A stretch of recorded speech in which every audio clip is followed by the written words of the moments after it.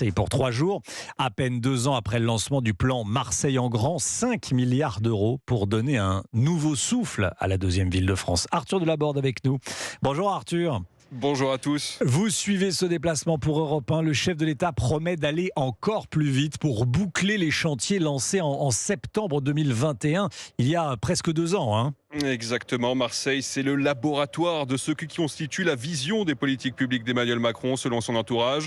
Le président veut donc à la fois observer sur le terrain les avancées de ce plan Marseille en grand pour renforcer les effectifs de police, rénover les écoles ou encore le réseau de transport. Mais le président veut donc aller au-delà en donnant une nouvelle impulsion à cette vaste opération destinée à améliorer les services publics.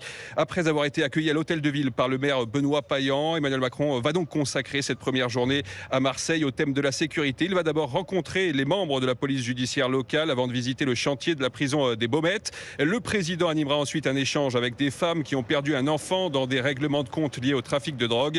Il devrait enfin se rendre dans un quartier populaire de la ville pour un débat avec des habitants. Arthur, avant d'arriver à Marseille, Emmanuel Macron a accordé un entretien au journal La Provence. Il a parlé de sa première ministre, Elisabeth Borne, régulièrement décrite comme fragilisée à son poste à Matignon. Pourtant, le président de la République semble conforter la chef du gouvernement dans son rôle.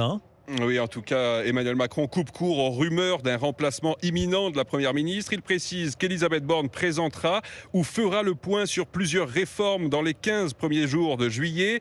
Elle a ma confiance, assure-t-il, en défendant son action à la tête du gouvernement.